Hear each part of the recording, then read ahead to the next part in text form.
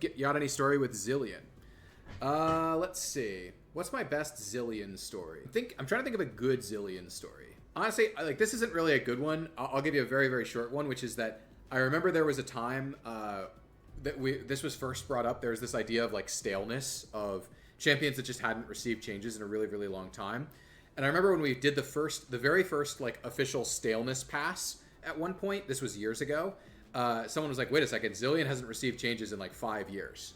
And then we like, I think Taric was the other one that was like very, very stale at the time. It was like ZILEAN and then Taric and then Malphite, I think it was, or maybe, I don't remember which one of ZILEAN and which one of Taric was, but it was like, this champion just hasn't received balance changes in a long time. And then we like did this full assessment, and the really funny thing was like, okay, so there's full assessment of like ZILEAN's kit, like how his roles are distributed, where people are picking him, and then the like it was this really funny like list of like a big block of text of all of this like analysis of like ZILEAN's current state that was done by a designer and like some people from GAT, and then the conclusion at the end was, and we just think we shouldn't change ZILEAN. He's perfect. Like he's fine the way that he is. I'm trying to think of a good old story like that's actually involving ZILEAN, but that's like really off the top of my head. That's the best I got. Here's actually a real ZILEAN story. So when we were making the Mythic update, which of course also removed the haste cap and changed CDR to haste, so you could stack more of it theoretically, but it came at not having hyperbolic scaling, or not. That's not even hyperbolic. Not having asymptotic scaling. Instead, it's linear scaling. One of the things that we did towards the end of development was we went through like, okay, so we know that you can get more haste. What happens when you get an insane amount of haste in your real build? And I remember the conclusion was like, okay, so if you build these like ludicrous items on, it was like Gragas, ZILEAN, and I think there was one other champion where like, if you build these ridiculous items on Gragas and ZILEAN, you can like nearly perma CC people at the dawn of the Mythic era. And we were like, we should probably do something about this, right? And like this was a game, like a GAT project we were on. It was like, okay, like we know we can get more haste now, and this like seems kind of messed up. And so we showed them these clips of like basically perma CCing with people with Gragas and ZILEAN, we showed this off to what was SRT at the time, and we were like, you should probably do something about this because this is like really bad, obviously, if it happens in a real game. And they were like, this is bad, but I guess we'll wait for it to actually happen before we do anything about it. And that, of course, led to the like what people called the like impregnator Gragas or whatever, the like near perma CC Gragas. And then, of course, that had to get changed. But we ended up like trimming down some of the haste before anyone did any of the like perma stun ZILEAN stuff. So I guess that one ended up being okay. Can we talk about Qiyana? She was already in a good position earlier this year. Freak said he wanted to see her in competitive, and she got buffed, but now she's getting nerfed and going to be in a worse state than the initial buffs. So here's the thing. The meta in League of Legends and the things that people play are not determined by objective balance. They're determined by subjective balance, actually, subjectivity. There's an idea of momentum when it comes to characters. There's a lot of characters in League of Legends who are overpowered right now, and no one is playing them. I guarantee it. I'm not trolling. There are characters right now that have literally no pick right top lane, that if you were to take them top lane, you would destroy the game. There are characters right now that are not picked in mid, and if you were to start taking them mid, you would just win most of your games because of how strong they are in mid. And this has been true for the entirety of League of Legends. And it's not just positions, it's builds. Like, there are characters with certain builds right now where if you were to start building that build on them, they would just be broken. But no one's doing it, right? And so sometimes when you're balancing a game, it's not just about the raw objective balance of the game. It's also about the subjective balance of the game. And one of the ways to like get people to subjectively evaluate and appreciate and think about a character is to buff them, as an example. And so sometimes when we see a character that we think we'd like to see in the game for some reason, say Qiyana and something like that, and we're like, this character seems good, but people aren't playing it. Sometimes what you might want to do is give that character a little buff to get people to consider it, to actually play it, and then you can nerf it in the future and people will play it. Like, even though you nerfed it, like, people will keep playing it. And so it's kind of a thing where it's just like, sometimes when you're balancing a game and designing a game, the correct type of balance isn't always just objectively balance the game to the best objective power level, because it doesn't account for how people feel and perceive the game. And so sometimes if you want a character to show up, or you think players should be playing a character who they're not playing, it can be worth doing adjustments to them just to get people thinking about that character. And yeah, that's always important to think about.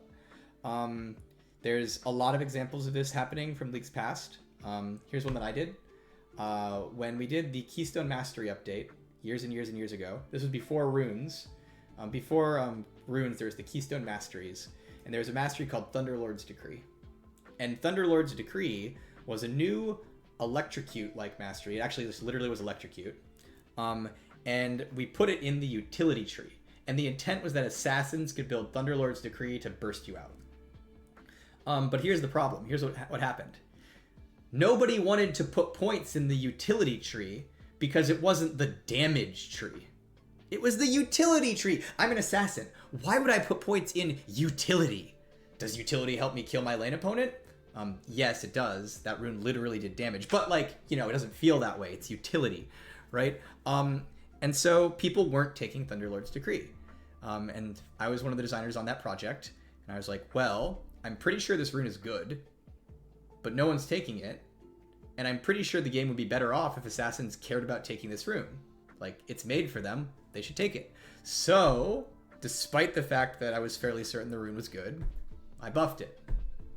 And the next patch, there was 10 Thunderlord's Decrees every game. And so probably buffed it too much. But then, the patch after that, I nerfed it. And it continued being picked.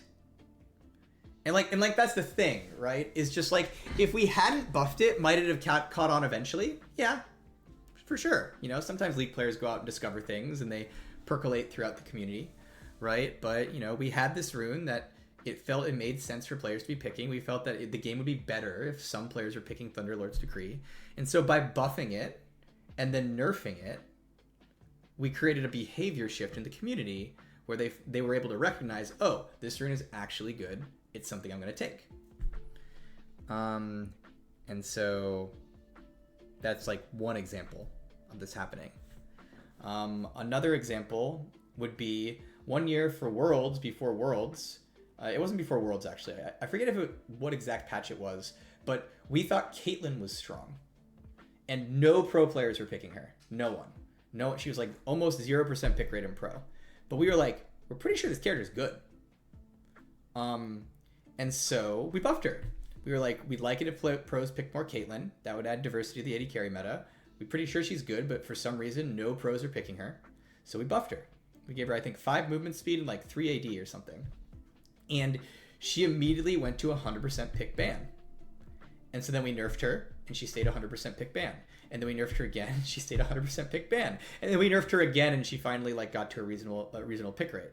But the point of this story is Caitlyn ended up being weaker than when we buffed her and still being massively picked.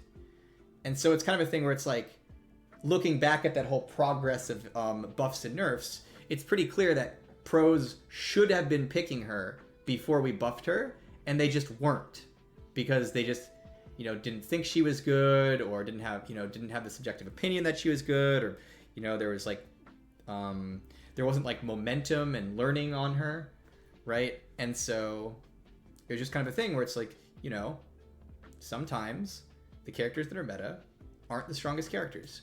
Sometimes there's characters that aren't picked that are very, very powerful.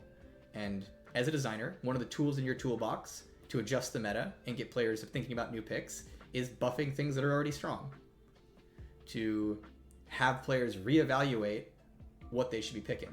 And then if you nerf them later, they'll still be picked, because players have like gotten used to them and like felt like, oh, okay, this character makes sense now. Have you ever experienced with non-vision based trinkets, a skill shot blocking dummy with scaling health? So here's the problem with that. The question is like, have you ever tried trinkets that don't give vision? We could do that. But the problem with that is the second we do that, we break the vision system, because then people start taking non-vision trinkets. Mainly it's like, it is a good thing that the trinket slot is reserved exclusively for vision effects, so that we ensure that everybody who plays the game indexes into a vision effect. Vision is one of those things where, like, if you gave players the option to not have it, they just wouldn't do it, even if it was good. And you get a problem where it's like pro players would like always get the vision stuff and everybody else wouldn't, things like that. So generally it's a good thing that the vision system like has a reserved spot in the trinket space, and you can't spec out of it into something else like combat power. Otherwise people would just do that. This is a similar reason to like, you know how when you're choosing runes, there's all the stat runes, and there's that one line that doesn't have any damage in it? That's actually really important, that there's a line in the stat rune pages that doesn't have damage. And the reason for that is because if we let you have damage in that slot, everybody would take damage, because that's just how LoL players are. And that would be a problem, because it's actually good that there's a couple runes that up your defense and make you a little less squishy. So instead we preserve that for no damage. And so yeah, that's just something to think about in game design, is certain parts of your game or systems in your game, giving players like full choice to just do whatever they want in that area, you know, can be fun, can be good, but it could also be good that you like force a certain thing to only be a certain type of output to ensure that output happens. Because when you give players a choice, sometimes they'll choose the thing that, you know, at face value they find to be more fun, but maybe that doesn't make the game as good as it could be.